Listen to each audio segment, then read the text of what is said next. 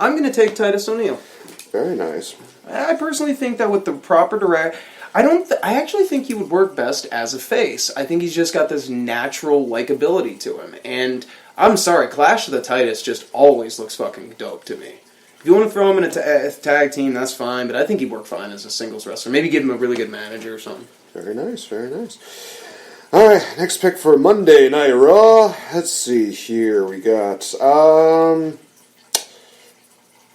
let's see. I'm trying to look here. You know what? I'm going to save you the hassle right now. I'm going to be drafting the Hype Bros. So Zack Ryder and Mojo Rawley. Oh, thank you. Whew, dodged a mojo bullet there. So, yeah, so Zack Ryder will be coming back and, yeah, maybe we'll have Zack Ryder turn a little bit heel or something like that on Mojo just because, you know, that would be awesome. And I think Zack Ryder deserves a little bit more of a better push. Right. He's still got quite a few years left in him, so I say let's do it. All right. You got, buddy. I already know which direction I'm going next one, so one draft pick could screw me over big time. Rhino. That was not him, but you know something? That is actually a really good pick. I mean, he's a former United States champion, a former hardcore champion, former tag team champion now. I actually almost forgot about that. I mean, he was a great tag team with Tajiri for the longest time. Oh, my God. And the fact that they never put the belts on them. But then again, it was La Resistance, and they were almost like the greatest things in sliced bread. It's like, oh my God. But they had like, what was it, like 3-4 months worth of a feud, and I loved every single second of it. It was like, holy crap. These guys are putting on good matches. And La Resistance, they're being dicks. What do you expect? Alright, well, I will do the opposite of that, and I will pick Heath Slater. Mr. Hottest free agent has finally got picked, so come with me, Slater. We're gonna talk business. Alrighty, I think for my next one, we got left for the younger guys. Not a whole lot. I see you eyeing Darren Young right now. Bring back the primetime play. No. I picked who I want from the primetime players. Nice. Damn it. Alright, you know what? I'm going to go with an older dude, but it's going to be an older dude who is kind of having a bit of a career renaissance. Goldust. Very nice. And honestly, with this new heel turn that we'd mentioned before the show, could we possibly see Goldust being heel and going for one more run with the Intercontinental title? Yes, please. I would love that. That's great. I'd be so okay with that. Alright, next pick for me. He is not going to be irrelevant anymore. Former tag team and Intercontinental champion, Curtis Axel. Kind of figured you were going to pick him eventually. I love Curtis Axel. Oh, I know you did. He's awesome. I thought his matchup with that, what was it, Payback between, it was him, Barrett, and The Miz. I thought he did an amazing job in that. And plus he won the title on frickin' Father's Day. What is a more cooler moment than that? Oh yeah. I'm not like I got nothing bad to say about him. I probably wasn't going to pick him just because I had other picks in mind. But, right. But I know how much you like the guy, so I kind of figured you'd snap him up. It's going to sound weird. I'm not going to keep them together or anything like that. I'm just going to take one of them. I'm taking Tyler Breeze. Wow. Tyler Breeze was gold in NXT, but they never gave him a finished, like, all the way to the top push. And do I even need to talk about Breezango? I think the dude he's basically that prissy prima donna kind of heel that Shawn Michaels was before he messed up his back back in the day. So I think that, you know what, that he could work. It can be great. Plus the dude has one of the best looking super kicks and one of the best looking drop kicks in the company right now. I mean, just have him kick people to death. I mean, yeah, okay, it looks like he's got frickin' car wash things on his legs, but who cares? Just, frickin' Tyler Breeze, man, come on. Yep.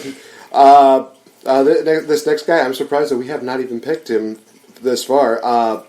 Yes, he's off of television for a while, but you know something? When he comes back, it's going to be awesome. Especially when he's going to refeud with Kevin Owens. I'm picking Mr. Greatest Man himself, the GOAT, Y2J, Chris Jericho. Seemingly my only part-timer. Yeah. Oh, wait. There's still Kane left over. So. Oh, yeah. Actually, I'm taking Kane. You're going to take Kane? I'm taking Kane. Although, with the caveat that he puts the mask back on.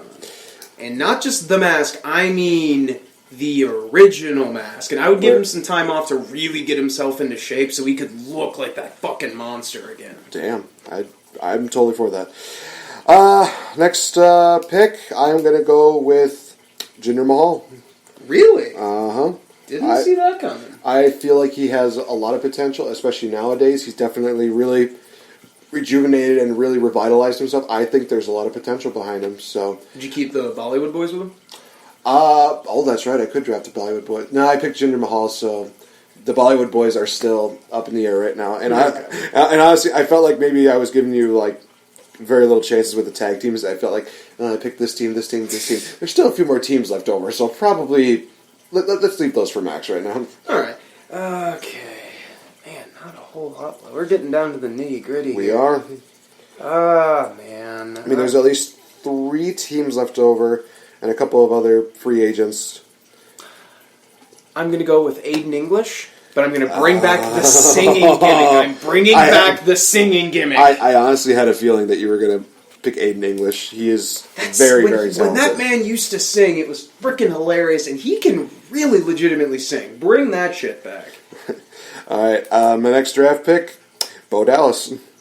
And the specific reason, because I want to reunite Heath Slater, Curtis Axel, and Bo Dallas to create Social Outcasts again. Would they be a jobber team? Every now and then, yes. But I would also kind of start trying to give them a bit of a good push. Oh my god, the Social Outcasts. Here's a name I didn't think I'd be hearing again. All right. Apollo Crews. I think I kind of saw that coming, but you know something? Got to do something with a character for him, though. But he's definitely got it in the ring. Yes, definitely. Next pick for me, Kurt Hawkins. And honestly, you guys, Zack Ryder and him are on the same show, so yeah, you're welcome. One of the best tag teams that you could possibly think of.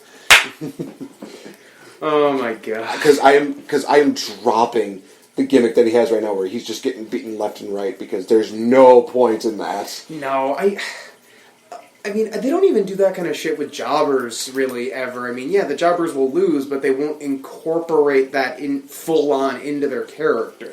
Right. And even then, they'll every once in a while pit him against another jobber and have him win. It's just, no. Jobber should be your role, not your fucking character. Yes, I definitely agree. Let me see if I can run down who we all have left. Let's see, there's The Big Show, there's Mark Henry, there's R-Truth. You know you want some R-Truth. You got, there's The Ascension, there's the Bollywood Boys, the Colognes, they're still around. I forgot about that. Fandango. That's it, really. So, about 2 teams, roughly? It's about 3 teams, I think. And 3 free agents, looks like. 4, including Mark. There we go. Actually, I'll put down Mark Henry also as a part-timer, because I know he's barely doing that much. Go with The Big Show. Very nice, very nice. Are you going to reunite him with Kane to create one of the most awesome tag teams of all time? Actually, what I'm kind of thinking of is, since I've got The Miz. Show Miz! Oh, Show Miz! That was good. That is good. Show Miz! Come on! Next pick, R-Truth. I will take R-Truth. Save you a little bit of a headache. Just jumping on a lot of grenades for me today. I am, aren't I? I know what I'm going to take him as a package. I'm going to take the Bollywood Boys. You're going to take the Bollywood Boys? I think they legitimately got some potential to him. I do think, that being said, if this were, completely legit, what I'm about to say, I don't mean this as an insult to them. I mean this more as in, I want them to get more accustomed to the WWE style and more in tune with how to incorporate what they're already doing with it. I would probably send them down to the Performance Center for maybe a month or so. Kind of get them more prepared. Fair enough. Again, I don't mean that as an insult to them. I do think they're very good, but I think their primary issue right now is they're doing their own thing, and it's not really gelling. But I think if they learn a little bit more of the ropes for WWE style of working and booking, I think that'd be better. So I would put them down in developmental for at least, say, a month. Yeah, fair enough. Let's see here. So we have 2 teams in Fandango. You know what? I'll draft Fandango for this case, because that way I can at least give you 1 team. I mean, I'll get the last team, but they could probably be. Well, that depends on who you draft. So it's either the Colognes or the Ascension. Who you got? Well, no, it's your pick right now. So 'cause I drafted Fandango. Can't believe I'm gonna say this, but I'm going with the Colognes. You go with the Colognes? I still do not give a crap about the... I never understood why they were so popular in NXT. I'm sorry. You know how a lot of people have that, like, I hate Goldberg. All of his matches are like 3 minutes because he can barely go. That's kind of exactly how I feel about the Ascension. It's like if you split Goldberg in half. In fact, they're about the same size as if you split Goldberg in half. Fair enough. So that means that the Ascension will be making their way to Monday Night Raw. I'm actually totally okay with that because I think I could probably repackage them and make them an actual pretty decent team. I mean, the picks, in all honesty, you guys, they are really good, and I'm looking forward to see what they do. We will actually have the full list of the draft picks. I will try to work on them tonight during NXT TakeOver Chicago. But I'm really going to be mainly paying attention to Bobby Roode versus Hideo Itami because, God help me, that matchup is going to be magical. It's going to be wonderful. It's going to be spectacular. It's going to be glorious. That match is going to be so good, I'm probably going to go to sleep afterward. So will Bobby Roode! Also, I just want to say this right now. Bobby Roode sells the GTS like The Rock used to sell Stone Cold Stoners. Like, it just kills him. Like, when he was like, I loved that. He was just down. Like, they built it up. When's he going to do the GTS? When's he finally going to do it at an actual taping? When's it going to happen at a pay-per-view? And when he finally nails it, it's basically the equivalent of an entire Brock Lesnar match to the face. Nice. It's just, if he hits that and it doesn't result in a 3 count on tonight, fuck it. I mean, don't get me wrong, I will personally not have a problem if Hitami doesn't pick up the belt. I personally think that if he loses because of extenuating circumstances with what's happened to him, with injuries, if he loses, it should be due to shenanigans. I know a lot of people are like, ugh. Sometimes that's Damn fine. your shenanigans. Hey, sometimes heels being heels can be for good storytelling, and Bobby Roode's honestly one of the best heels in the company right now. I mean, my God. If anyone can pull it off, it's him. But if that son of a bitch gets hit, it's like, what if someone comes up behind him and hits him with a chair? He should still get up and pin him. That thing almost put him away for a week. Fair enough. All right, so we have made all of our draft predictions, and like I said, guys, I will be posting these on our Facebook fan page as well as our group page. And I might just do it on my own personal Facebook page just because reasons. But we still have 2 more things that we have to do, and then we'll take just a short little quick 2-minute break, and then we'll come back with our predictions. We have to hire an independent wrestler and fire somebody on our main roster. And since I got the final draft pick, Max, who would you like to hire? So it can be anyone from the Indies, right? It can be anybody from the Indies. But it can only be one. It can only be one. And the same rules apply. If it's a faction, everybody's included. If it's a tag team, they're all included.